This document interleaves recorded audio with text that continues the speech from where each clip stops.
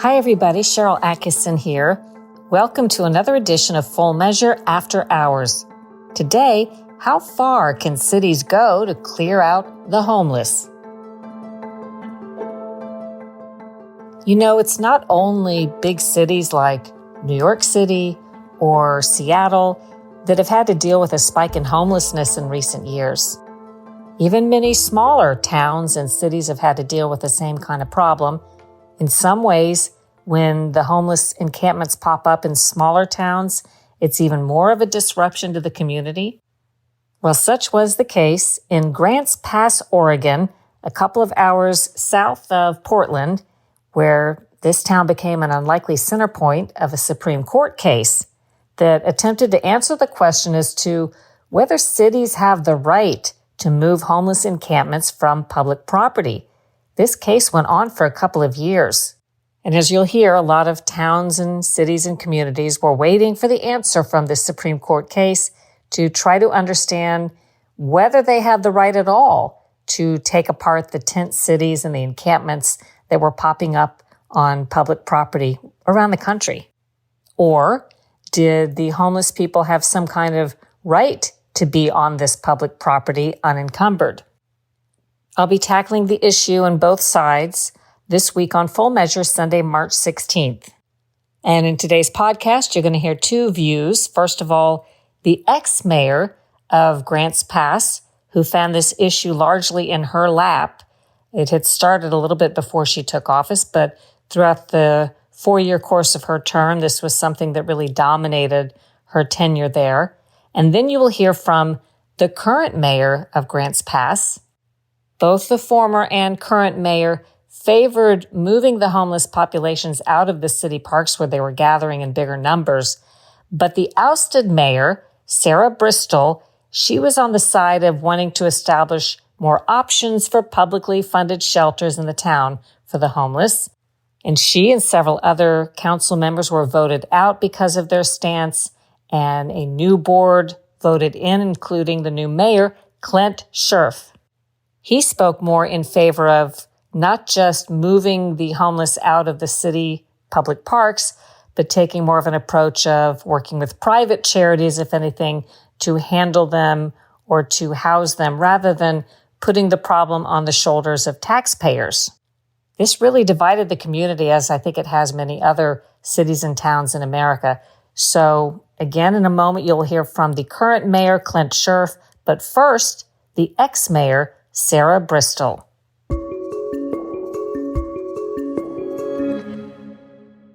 How long were you mayor? For 4 years. Before we dig in, can you explain what it's been like to deal with this issue the past 4 years? Yeah, it's been a really tough issue to deal with. I think our community has been really divided over how to handle it. So we're basically, a community at war within itself over this issue. How do you think Grants Pass, of all places, became the center point of a debate over what to do about the homeless? Yeah, well, Grants Pass doesn't have a homeless shelter, and I think that was the reason why we became the focus of that lawsuit in the first place, which was 6 years ago now, and unfortunately, we still don't have a low-barrier homeless shelter, and that's just part of this community trying to come to terms with how to handle this situation. What would you say has been the impact since the Supreme Court decision? What has happened in this community?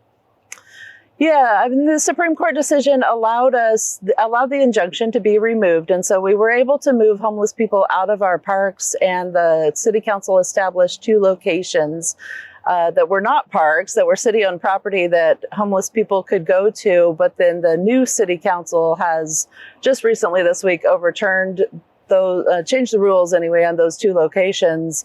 The implications were a new city council, that we had 4 city councilors and myself out of office earlier. Do you think all of you all were voted out largely over this issue? 2 of the councilors didn't run again, and then 2 were running for re-election, as well as myself. And yeah, I'm sure it had absolutely everything to do with this issue. What do you think the community was displeased with? Because it's my impression, based on what you just said, you were for being able to move the population.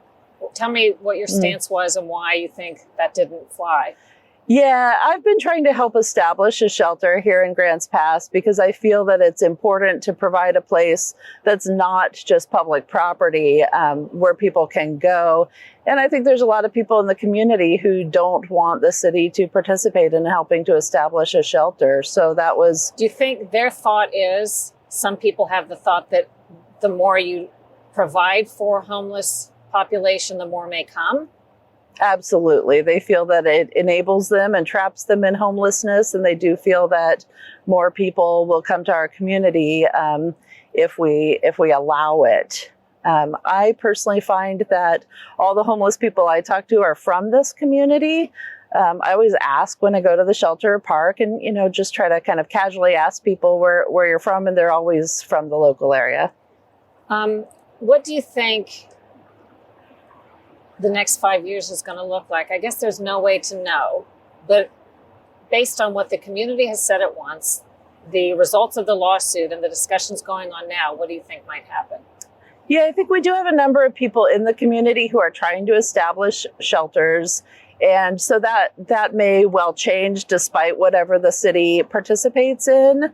I think in the immediate future here, we're going to have some more problems because we don't have good places for people to be coming up later this month.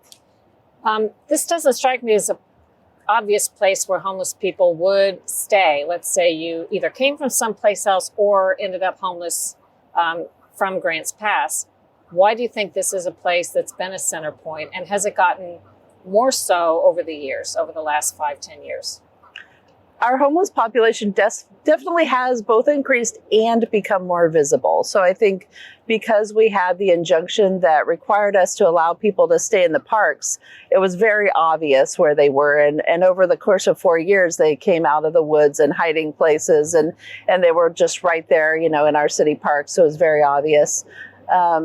But yeah, I think homelessness is also increasing across America, and it has to do with our economy and the cost of housing and lack of retirement. For some people, we have an increasing elderly population living outside. Grants Pass has we have a sign downtown. You'll see it says it's the climate, and I think we do have a nice climate here when you're housed. But I think you're correct that it's not a real hospitable environment for people year round. We have heat waves that can be 105 degrees. And unfortunately, last summer, right at the time that we were moving people into those lots and out of the city parks, the lots had no shade, and we had 2 heat waves in a row that were over 100 degrees, and the people had no shade and no water. Right now, it's cold. It's freezing at night. Sometimes it rains for days and days, and people wouldn't stay here if they weren't attached to this community. And that's why, every time I meet people, I ask them where they're from, and invariably they are from this area. But I think that there's some people who don't want to believe that, and they think that if we're just mean to the homeless or if we don't provide a place for them to stay, they'll go away.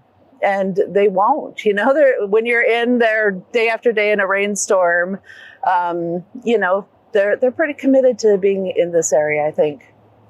There's a political and social saying about the pendulum swinging on different issues. Nationally, what do you think the Grants Pass experience says about what's going on a national scale, or vice versa, what's happening nationally, how that impacts what's here? Yeah, for smaller cities, I think for each community, it's a little bit different. And we are a smaller city.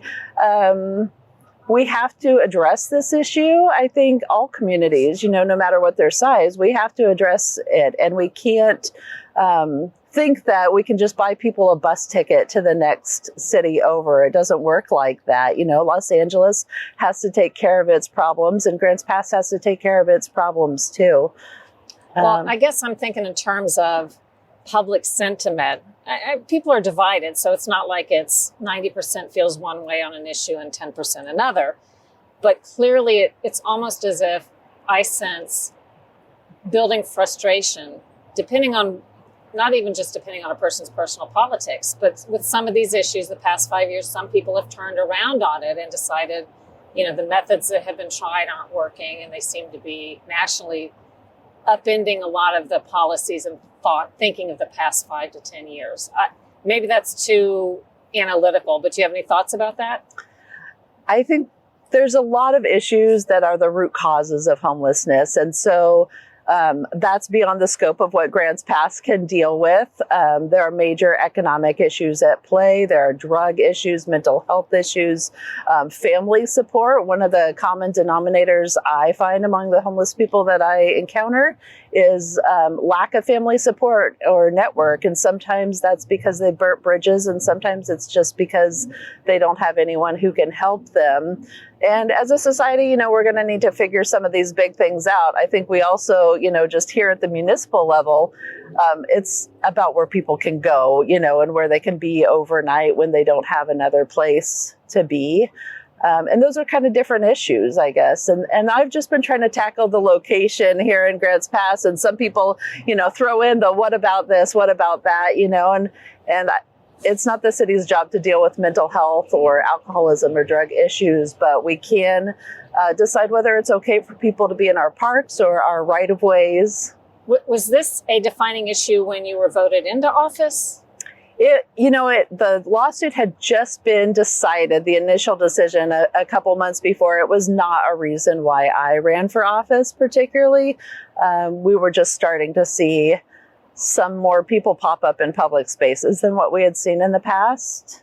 What about the thought that, I guess that kind of became the defining issue and not what you expected, when you ran to become mayor? I'm sure that's not what you thought you'd have to deal with the whole time. Yeah, I definitely wanted to deal with issues of just improving our economic outlook and making some improvements to the downtown area and doing more what I would call fun projects than what I've been dealing with. But it did become the issue. Obviously, Grants Pass was the named plaintiff in that lawsuit. And so we've had to deal with it. When you talk about a low barrier shelter, there are shelters. I mean, this is a problem in many communities, but a lot of the homeless people can't meet the requirements to be in a shelter if it requires that they not use drugs on the premises or they meet certain criteria. And there's divided feelings about whether that's fair or not. I mean, is that an issue here as well? So here in Grants Pass, we have the Gospel Rescue Mission, and it's been in place for a long time. And it is a high barrier shelter with quite a few rules. And they're really trying to get people back into the workforce. So it has a lot of job emphasis. And I guess what I've been trying to establish here, we do not have a low barrier shelter that's not part of a program. And so we need a place where people can just drop in for a few days when they need help and hopefully get them more resources to continue. But yeah, we do. The Gospel Rescue Mission has all kinds of rules about pets and no smoking, no drugs, no drinking. That keeps a number of people away. And I think that they do a good job at what they do for the people who meet those criteria, but we need something else for the other people because it's not fulfilling our entire need. And then lastly, when the suit was filed, you weren't mayor yet, but did you agree with fighting it? So the city was always fighting the suit. I mean, you didn't agree Yes. with the lawsuit, although you thought sounds like you thought there should be better provisions, but what was your position? I think we need to do two things. One is that we do need to protect public spaces. And that was kind of what the crux of the city's appeal was, that we had an injunction placed on us that required us to allow homeless people to sleep in all of our city parks. And I never felt that that was right. I think that city parks are for all the people and recreation. But I do also feel that as a city and as a society, we need to provide places for people to go and resources to help them get out of the situation that they're in. And did you say at one point there were homeless people sleeping in 15 parks? Yeah. We had people in all of our city parks. There were there were 4 of them that I would say had more of a issue than the others, probably anywhere from 15 to 30 or 40 people on any given night. And then some of the smaller parks would have, 3 tents. Maybe some days there would be 0, some days there'd be 6. But we did for 4 years have people in all of our city parks. And those parks are all in residential neighborhoods. They're near schools. And so, that just wasn't an ideal place for people to be. But I do feel strongly that we need to have places where people can be. And here in Oregon, we have House Bill 3115 requires us to establish some laws about what's objectively reasonable, and each community gets to decide for itself what's objectively reasonable. And I've heard of some very small communities that maybe just have, a family becomes homeless every now and then, and they find a place to put, this one group of people or this single individual. And it's a very small problem. And obviously your larger cities are going to have hundreds and thousands of people that they need to try to deal with. And so everybody's approach is going to be a little different. But I think here in Grants Pass, where we just don't have adequate shelter, and we need to realize that that is a need that we have. And people can't address all of their issues with drugs and mental health and getting a job and these things while they're living out in the cold.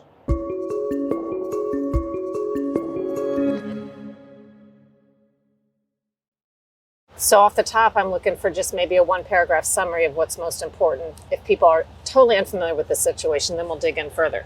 So there was a class action lawsuit that came about. A nonprofit law firm from Portland, northern of us, collaborated, I believe, with 3 homeless people. And the details of the lawsuit was that the city was targeting homeless people and not letting them rest in the public parks. There was an injunction in place after the lawsuit went through the court system. The injunction written by, I don't know what the judge's name is off the top of my head, the injunction that was in place on the city and the police and fire and everybody involved here. The homeless people could rest within the city parks, publicly owned, from 7 p.m. to 7 a.m. Over the years, that devolved into letting them stay longer. The state actually implemented a lot of laws in regards to having them moved. I mean, we can go on hours and hours on how the details of that, but it basically evolved from a class action lawsuit that targeted the city, that they were targeting a certain people. The judge and the court system said that the city had to let people rest in the parks at night. And we've been dealing with that for 6+ years now. When did the homeless situation get out of control here in Grants Pass? I believe the homeless, in my experience from 2017 on, is the homeless population in the city here evolved and grew because of this specific lawsuit and the injunction against the city. We had now offered an opportunity for homeless people that were experiencing homelessness, people that didn't want to participate in society, to have these big, beautiful parks to come and live in. So bottom line, though, you think the lawsuit to some degree or maybe totally caused a crisis here because it advertised that Grants Pass now was letting people sleep in the park? My personal opinion is that, yes, that is the root of the explosion of the homeless population, as well as during that same time frame, the state of Oregon rolled back drug laws to make it so Schedule 5 drugs such as heroin and methamphetamines, fentanyl, were a lower class drug and didn't have punishable effects for use, paraphernalia, minor amounts. So that, on top of having a beautiful park to live in, I believe, my personal opinion is that put a big neon sign outside on I-5 to our first 2 exits. Do you think the community, I don't know if this is more Republican or Democrat or what the support was initially, do you feel like the community view of all of this changed over time as they saw the impact of things, or they have always felt a certain way, maybe welcoming of the homeless and so on? We have a city, and depending on which population stats you look at, you're in between 37,000 and 38,000, 39,000. You have an encompassing county that utilizes the city, that works in the city, that travels through the city, that shops in the city, upwards of 85, 88,000. All of those people, so basically we have more rural living people than we have city living people. The rural people are farmers and business people and all sorts. A little bit more rural mentality. We have a high population of, per se, Republican-based, conservative-based people. The city has the city limits has a higher base, I believe, of more liberal and democratic people. But when we look at the registered, the voters' rolls, we do show that, the Republicans' voters' rolls are stronger and there's more numbers than the Democrats. I believe the fact that it was in everybody's face. You have these beautiful parks that are utilized by the people in the summertime. We have beautiful, beautiful summers. It's very temperate climate. Sometimes we get a little hot, but that's only for a couple days a year. People take their kids out. There's youth activities, youth sports that are utilized in these parks. For a few years, the public couldn't use the parks because they would be in danger of one-on-one experiences with homeless people, and it normally wasn't a good experience. So I believe all of that and the increase in the population of the homeless numbers, the community kind of came out this last election and said, we're kind of done with it. We want change. We don't know what we want. We don't know. We can't employ one person to fix it. We know we can't fix it overnight, but we don't like the way it's been going for the last 4 years. So, I received about 56%, just 57% of the vote. And most of the people that I talked to said, we want change. Did most of the people who won run on a platform of changing these things? Yes, there was a lot of people that ran on that same platform. Some of the people, it was kind of like I guess they looked at it like a multi-pronged platform. Public safety, the safety of the community was high on the list. Dealing with the homeless was high on the list, as well as one of my personal platforms is economic development. I go through the city and you have a number of commercial buildings, commercial sites that are empty. I mean, we don't have the business ship here we should. We used to be, back in the 80s and previous, we used to be a logging community. We had a number of mills here. We have I-5 just a couple blocks up the road. We have a railroad that goes through here. We got these beautiful rivers. All of our industrial complexes, most of them from the 80s to now, have been vacant, so I look at it like, if you're experiencing homelessness because you have an economic crisis, you can't rent a house because of the affordable housing crisis, as everybody's deeming it, because rents are going up and so forth. If you don't have a good job, then as city officials, we're hindering you to actually prosper in your own community. When you look at the debates and discussions that have happened in Grants Pass in the past 5 years or so, how do you see that as it applies to the national discussion over some of these things? Well, I believe that's one reason why you're here, is we actually hit a national platform with our specific lawsuit and injunction case. Our lawsuit went up to the Supreme Court, and it was overturned in the Supreme Court. A couple key points that came out of that were the fact that the Supreme Court acknowledged that it should not be the city's or the local government's responsibility to take care of the homeless situation. Secondly, we have, I believe it is 3 styles of shelters here in town, one for men, one for women, and then one for families and kids. I believe that it's not for the families, it's for the kids. So we do have a shelter that is affordable, that is in place for everybody that's experiencing homelessness. Those shelters do have a religious undertone, a religious aspect to them. Previous of the Supreme Court case, the state, even federal government, didn't recognize a shelter that was religious based. They said it wasn't a viable shelter. Well, the big thing that came out of that for me from the Supreme Court was that they acknowledged that our shelters, even though they're religious based, are viable shelters for people to utilize. So we have a gospel rescue mission that services men and women, mainly men, that is 75% empty, not full, empty. And it's because it does have higher barriers, meaning that you can't smoke, you can't do drugs on the premises, and they want to help you out, they want to help you up, and they want to get you into housing and a lifestyle that you can prosper with. One pushback that we see is a lot of people that are trying to help the homeless and that are within the volunteers within these nonprofits are stating that these people experiencing homelessness can't abide. I'm going to use the wrong terminology. They can't. It's not very helpful for the homeless people experience homeless, to deal with barriers to a shelter. Meaning that they don't want to change their ways, they don't want to change their activities, they don't want to change their nature. So that's kind of been like a sticking point. Because you can't have people using drugs on site. It's not a safe situation for the other people in the shelter. Correct. I believe that's a very, very valid point. I'm going to take that a little bit further. Is our reach out, myself and some of the new counselors that came in and got elected, our reach out to the community was the same aspect. Why would our community be unsafe when because we're allowing all this drug use and everything else?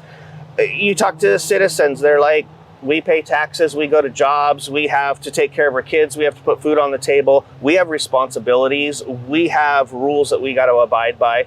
But then we have another side of society that's telling us that we have to accommodate this minority by allowing them to do whatever they want because they have because these are barriers to their recovery. You've had people living in the parks here. Correct. When at least one shelter is 75% empty. Correct. That is absolutely a true and correct statement. And that's been happening for over 6 years now, and is to this day. If I was to call Brian down at the Gospel Rescue Mission, I'm sure that he says he's probably got 65 beds open.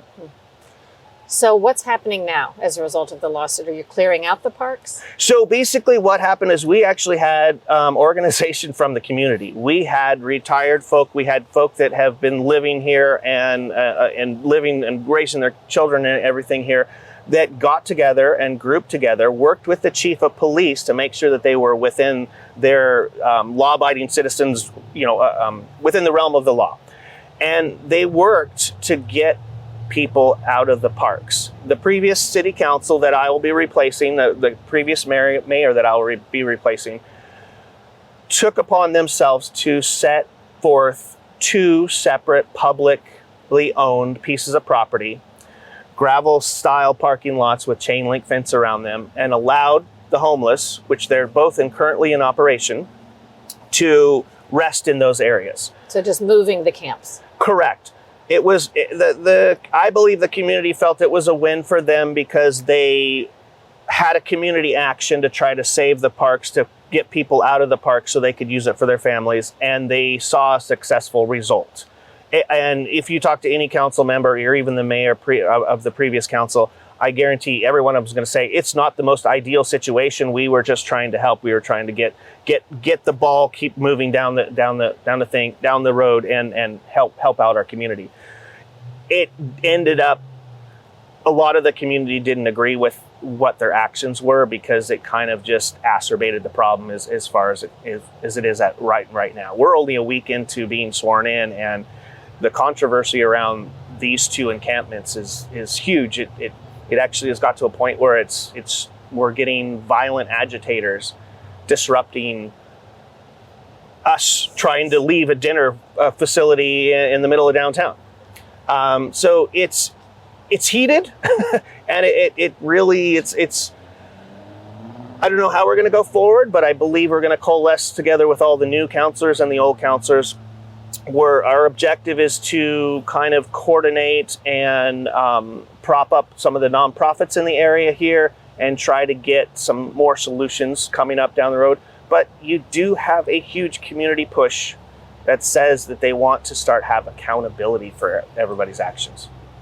So is it accurate to say the city has the green light to move homeless people out of the parks, but there's not really a solution yet as to what to do with them? Because it sounds like people don't want them just simply dumped nowhere.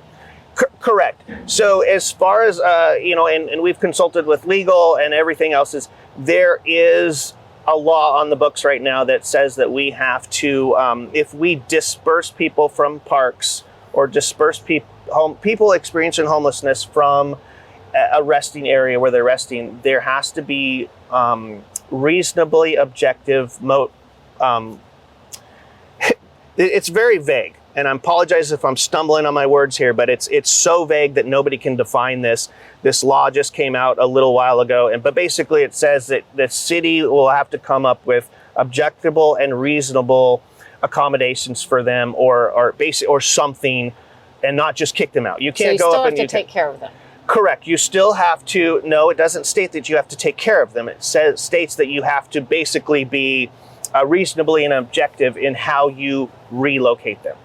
And what that means to me, and what that means, I believe, to some of the council members that are in power at this point right now, is that as a community, as local government leaders, we need to try to work with all the community resources that we possibly can, which in our case will be the churches, will be the nonprofits, will be any community organization, the Elks Club, the WFO, anybody that wants to help and organize and try to get something to help these people out. On the other side of the coin, we also feel that there's a lot of people within these encampments these two encampments that we have, that are not necessarily the people that need to be helped from our community, that they are outside resources, that they are here either left over or come through recently just to kind of take advantage of our situation. Have you noticed since the Supreme Court decision, did some people move out? Did the problem lessen a little bit, or didn't seem to have an impact? So just coming into office, only being in a week, I still don't have a lot of the stats. That is on our agenda to look forward, is actually take all the information that the previous council had gathered over their last 4 years in regards to the homeless people and how the nonprofits and how all organizations within the community have been dealing with them, and do more of our own investigation as well. But we still have to digest that information. With that new agenda coming up, we also need to download a lot of the statistics that we weren't privy to when we were not in office. When you're not in office and you're campaigning to become into office and to help lead the city, there's only so much information that we can gather. The information that we can gather is the information that any public citizen can gather. So once you actually get sworn in, you are a little bit more privy to some more information. You have resources and you have direct contact with the people that you need to get that information from. And we already have on our next upcoming agendas for February as well, exploring more avenues and getting more educated on the homeless situation and what resources we have in our community to help that out with. As you mentioned, this is probably my last question. This case got national attention, of course. But what do you see as the implication for other communities? What does this say to them? Well, I can't speak for other communities, but I look at it like since Grants Pass, Oregon did get national coverage because of their Supreme Court case and the overturn of our previous lawsuit. I believe there's a lot of communities out there nationwide that are going to be following us to see how we deal with that and how we protect our community, how we protect the people that are experiencing homelessness. Maybe as a model, or maybe as a failure. I mean, I can't say that we're going to do everything right because we're only human beings. And I'm going to reiterate this. We are volunteered, unpaid people. So all the people that I'm working with so far, again, only working with them about a week now, they all have such a deep-rooted passion for this community. So I believe everybody's going to do the best they can within the best of their abilities. But I believe, we are underneath the national spotlight. And to fully answer your question, yes, I think everybody's going to be looking at us to see what we do and maybe use it as a model to go forward for themselves.